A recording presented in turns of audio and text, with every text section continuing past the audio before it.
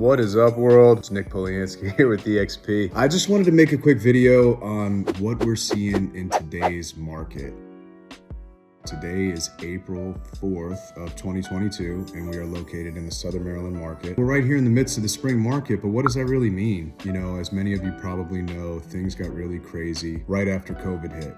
I've been a full-time realtor since June of 2013, and for pretty much my whole career, the real estate market has been on a slow uptick. Obviously, the market fell out 2007, 8, 9. I believe it started recovering 2009, 2010, and prices slowly started to increase. You know, there's been a slow tick up, 3-4% a year up until around 2019, where, in my opinion, things were starting to level off. I was having a lot of conversations with sellers about days on the market slowly going up a little bit, not getting quite as many offers. We had a few really nice listings that didn't sell as quick as we had anticipated. So, you know, we were a little worried that maybe we were at the top. I was with Keller Williams before I was with eXp, and we used to go to all their big conferences, and they would put the numbers up on the big stage, and it was looking like things had peaked and they were anticipating a shift. You know, early 2020, the news of COVID started becoming rampant. There is now a report from the Center for Disease Control. The World Health Organization has declared the coronavirus outbreak a public health emergency.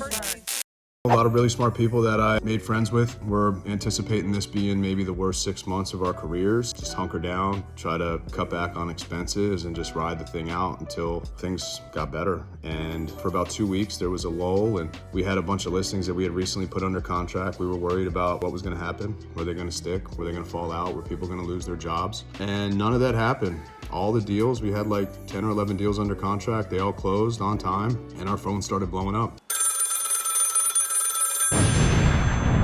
So we had our best year yet in 2020, 2021, same thing. And that takes us to where we are now in the current spring market. So, you know, typically the spring market starts in end of February, early March, as people get ready to put their houses on the market. And, you know, that's when you see the biggest rush of activity and the most offers on listings and, you know, all those good things if you're a seller. So that's never really stopped since COVID hit. So we started seeing signs of a change maybe around September of last year. You know, we're licensed in Maryland and Virginia, so we do dabble in a few different markets. We have clients in Northern Virginia, so we do 4 or 5 deals a year up there. We go down to King George once in a while, but most of our business is in Prince George's County, Charles County, Calvert, and St. Mary's. And we started noticing that the listings were taking a little bit longer to sell, things that were a little bit further out, not as close to the city. We even had to make a price reduction on one that was priced spot on when we hit the market, and we did get it under contract and it sold for a solid number. You know, so we were thinking maybe in the fall, winter of last year, things were starting to taper off, and then, you know, right after the new year, same thing. Every listing that was going on the market was getting multiple offers, prices were getting pushed up. And maybe that's changing now. I don't know.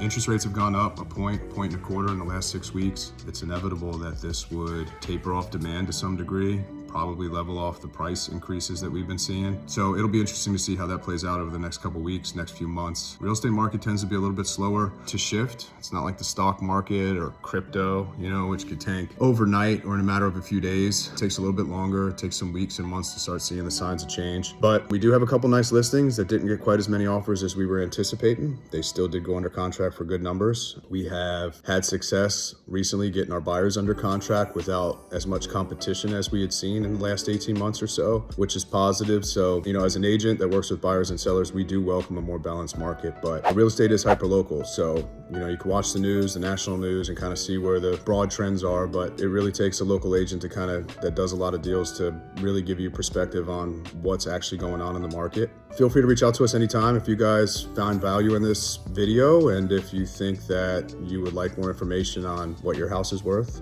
whether or not it's a good or bad time to buy and or sell. So there's a right time for everybody, not always just based on how high prices are, because to say the market's great, it's great if you're a seller. It's great if you have somewhere to go. But if you sell in this market, you have to buy in this market. And my wife and I just did that back in November. So, you know, we got a great number for our house, but we probably had to overpay for the house that we're in, and that's okay. We had to move. It was a necessity for our family and where our lives were. And that's typically the advice we give to clients. You know, is it a good time to buy? Well, do you need to buy? Can you afford the houses that you're looking for? Do you plan on being there for 4 or 5 years? Because if you're speculating on prices continue to increase the way that they have over the last few years, you know, that's probably not a good strategy. But if you're looking for a home for you and your family and it's a comfortable move and it's a comfortable payment, then it's probably still a good time. You know, interest rates are still historically low, even though they're in the 4s, maybe 5, 6 to 8% used to be good interest rates.